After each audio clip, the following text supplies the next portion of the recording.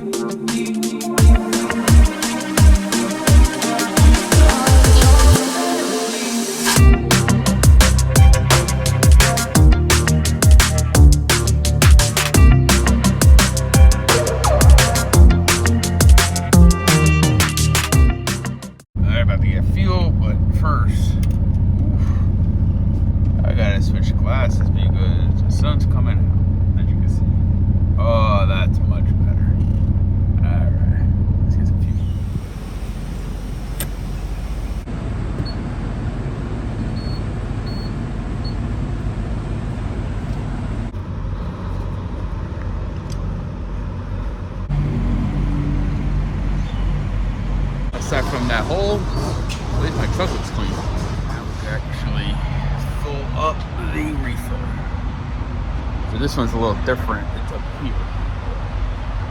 Unscrew that. Usually the reefers are underneath the trailer. We can't have nothing underneath it because it goes on a train, right? Now to fill up the depth, it's this little box right here. Usually it's underneath a step, but on the International, it's this little box. Fill up the depth and then pull it up to the bathroom, get some breakfast, and we head out to our destination. Whenever you have an intermodal reefer and you fill it up, you want to add one of these to it so that when it transports to a region that it is cold, the fuel won't freeze. So you guys pick this up here. So I'm going to get one of these. All right, I got what I needed to get.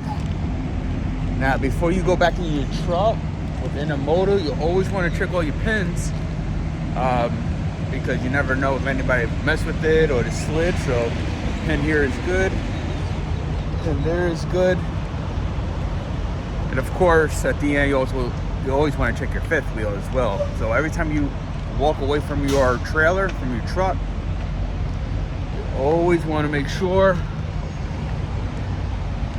it is good to go. All right, good here, and the fifth wheel, we're good. So let's get out of here. I just dropped off my loaded reefer at a door. I slid the tandems. Now I'm here. I disconnected to this empty, and then I'm going to take this back to the rail yard to pick up another, and then head out to my next stop. As of right now, I'm only dispatched for 2. But I mean, still early throughout the day, probably halfway through the one I'm about to do. They'll probably dispatch me or preload me onto another load. So let's keep moving. Let's keep on moving.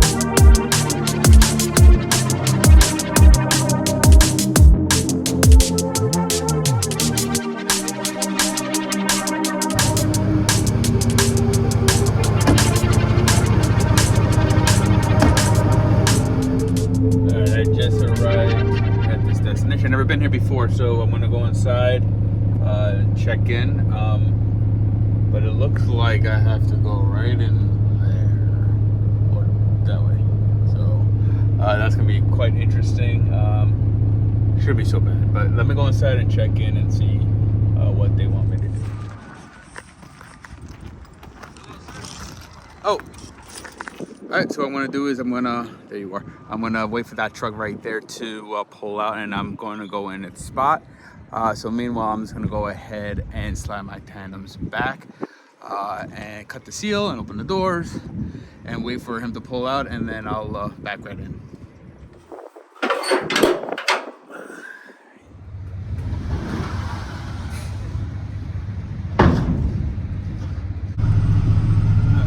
Now it's starting to rain. Oh, that's good. Let's do this.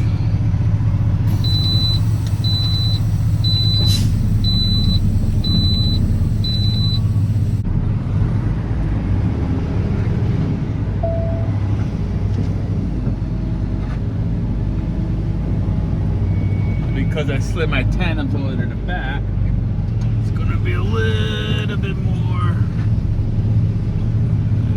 Gotta maneuver a little bit more. So.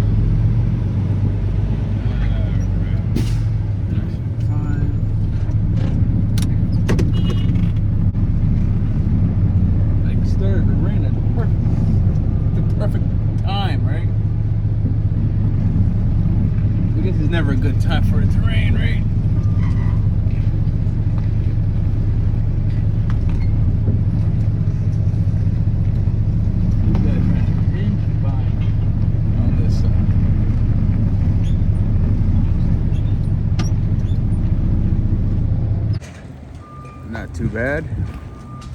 Oh, look at that rain. Well, they unload me. Let me get out the rain. I'll stay in my truck. While they're doing that, let me just address the elephant in the room. And you can see that I am back with JB Hunt. I've been back for a little over a month now. And where did the 6 months go? Well, you guys, some of you already know that I started selling cars. I hated it, and then ended up going to UPS with that. So, but I was only seasonal there. I loved it. It was awesome. It was a great job. I kind of wish I was able to stay, but as you probably already know, that they're like laying people off now at this point. So kind of needed a job. So I actually ended up looking elsewhere for other trucking jobs, and couldn't find anything. And some jobs actually that I called for specifically, they say that they are no longer hiring for those positions. So I just kept going down the list, and I said, you know what, let me go ahead and check JB Hunt again. And sure enough, the same position, intermodal, where I left, they actually had positions available for days. I mean, if they had that, I would have never left, But hey, listen, things happen for a reason. So they actually raised the rate. So I'm gonna go over another video the pay scale for intermodal. I'm getting a lot of guys hitting me up in regards to our pay and how that works and a breakdown of that. So I'm gonna give you a full transparent breakdown on the pay here on this account where I am. Oh, look at that. My old trucking school. So there you go. There I have it. So I'm going to go ahead and post some more videos like this one and show you my day-to-day of what I do. And if you have any questions in regards to this account, please absolutely hit me up, reach out to me. You know I'm going to be straight up with you guys. I do appreciate you watching this and taking time. It's good to be back. Take care, guys.